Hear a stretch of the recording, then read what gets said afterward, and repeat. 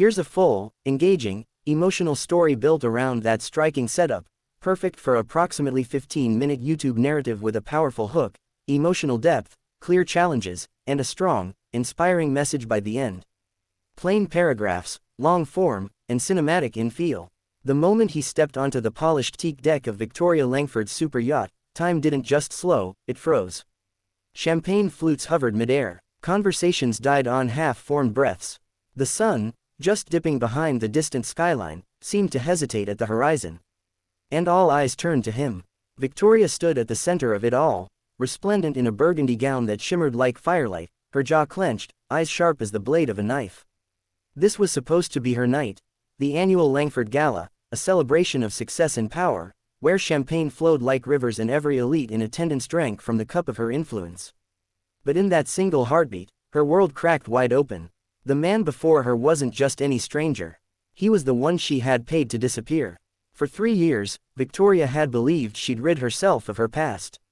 She'd spent millions on a clean break, new identities, offshore accounts, silence guaranteed. He was gone, until now. And here he was, calm in a tailored navy suit, scanning the stunned faces around him as if he belonged. Victoria's hand trembled just slightly as she finally spoke, voice low and fierce. "You were supposed to disappear." He met her gaze steadily, not with anger or fear, but with something softer, more determined. "You never asked where to." A gasp rippled through the crowd. Victoria's mind raced back to the night she lost herself, the night she made the choice that shaped everything that followed. She had been young, ambitious, desperate to climb, to belong, to prove herself in a world that demanded perfection. And in her ascent, she'd made a mistake, a terrible, irreversible one. A mistake that had cost someone their future, someone she'd convinced herself was collateral damage. That mistake was him, and now he was here. When he spoke again, the tension softened, curiosity replacing shock. "I didn't come for revenge," he said. "I came to return what you stole." Victoria blinked, confused, unsettled. From inside his jacket, he pulled out a worn photograph. It wasn't just any picture. It was a snapshot of a child, bright-eyed and laughing, the same child she'd erased from every record, every memory, every registry she had access to.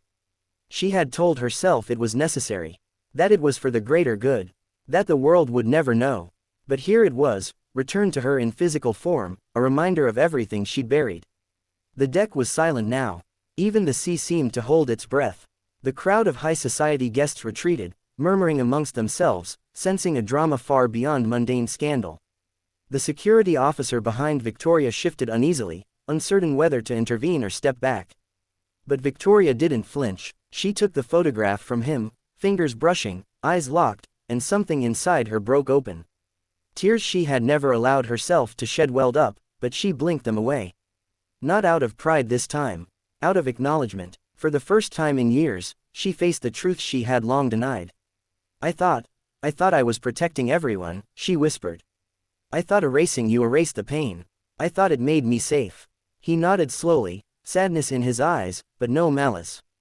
"You protected your empire," he said gently, "but not your heart." In that moment, Victoria felt the weight of her choices, the cost of ambition untempered by conscience. The applause and laughter from earlier in the evening, the adoration of the elite, all seemed hollow now. What good was power if it meant sacrificing pieces of yourself that could never be reclaimed? The guests watched, transfixed, as something remarkable unfolded. Victoria Langford, the unshakable, unbreakable, untouchable force of influence, lowered her gaze and met her past with honesty, without excuses. She offered no retreat, no denial, just truth. "I'm sorry," she said, voice trembling, yet clear enough for everyone to hear. "I was wrong, not just to you, to the person you were, to the life I took away. You deserved better than to be forgotten." The man's expression softened, not with acceptance of her apology alone, but with recognition of her courage to finally speak it aloud. There was no triumph in his eyes, no victory in her defeat. Only the weight of shared history, and the beginning of forgiveness.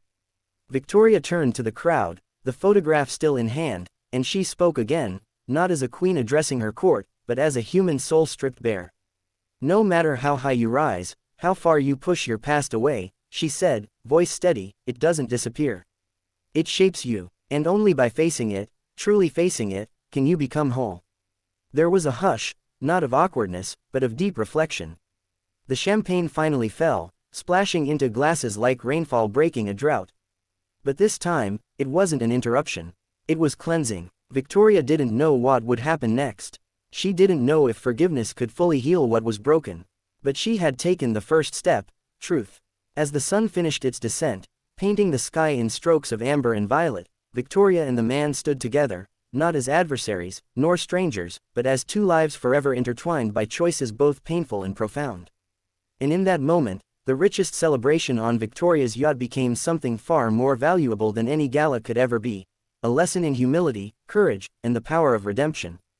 If you want, I can also craft a video script version with timestamps, narration cues, and emotional music suggestions.